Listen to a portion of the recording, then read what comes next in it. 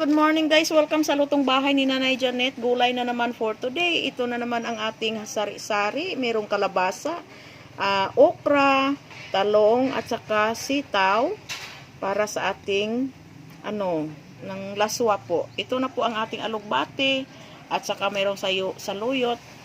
Nakalimutan ko ang aking guys, ang aking lemongrass na iwan sa merkado, kaya ito na lang ang ating sibuyas na lang ang ating pangpabango sa ating kon. So ngayon mag-ano tayo ng natin ng alugbati.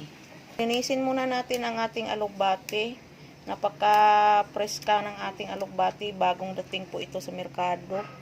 Yan, pero mahal ang alugbati guys ngayon guys, 20 pesos po ito, isang ganito lang po, 20 pesos.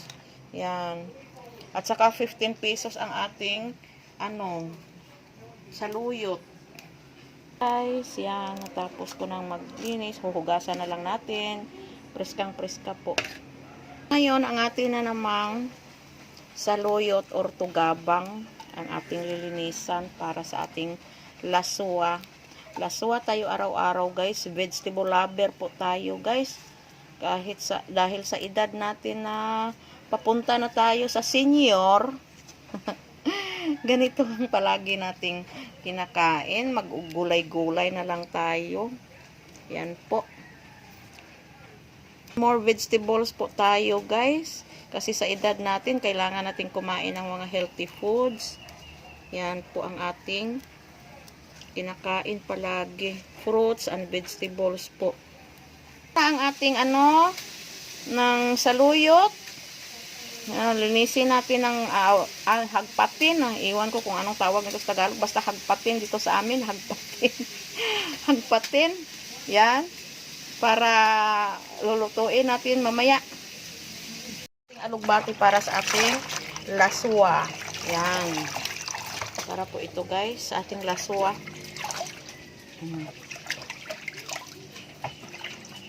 Yan. Ang ating tugabang, huhugasin natin ng mabuti para makakuha yung mga dumi-dumi niya. Yan po. Yan na ang ating tugabang or saluyot.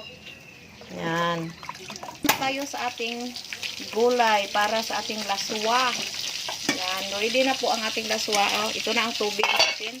Lagyan natin siya ng asin, kunting pangpasarap. Yan. Kunting asin. Yan. So, pagkatapos, takpan natin kung hindi natin kumulo. So, ito na. Ilagay na natin ang ating sari-sari na gulay. Ito lang simpleng luto. Yan.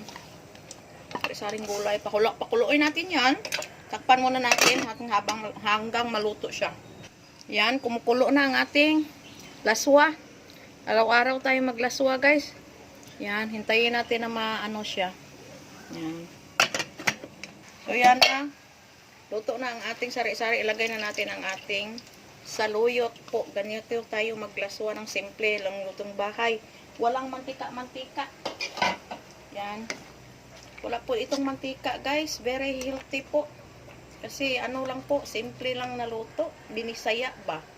Lauoy. Lauoy nga luto.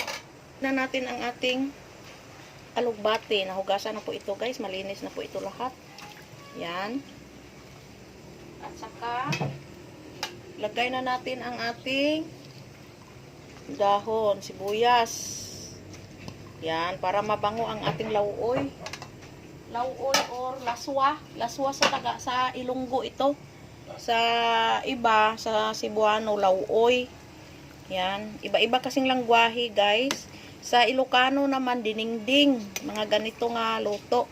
Pero yung diningding nila, merong bagoong. Ako hindi ko lang lagyan ng bagoong. Ito lang, simple lang na wala lang bagoong. Yan. Masarap din may bagoong, pero hindi ko lang lagyan ng bagoong. Luto na ang ating diningding or laswa. Ito lang guys, green na green pa. Hindi natin masyadong ibabad sa apoy. Para green pa siya, green na green. Yan, very healthy po ang ating diningding. Diningding po. Yan, thank you for watching guys. Kainan na tayo. Let's eat! Hello, kainan na tayo. Ito na ang ating dinengdeng laswa as always. Always dinengdeng or laswa ang ating araw-araw. At saka mayroon tayong fruits. Yan. Fruits at dinengdeng po ang ating kakainin. At saka ito may may baboy na pinukupusan. Masarap yan. At saka tuyo. At sili. Hindi mawawala ang sili. Yan, kain na po tayo.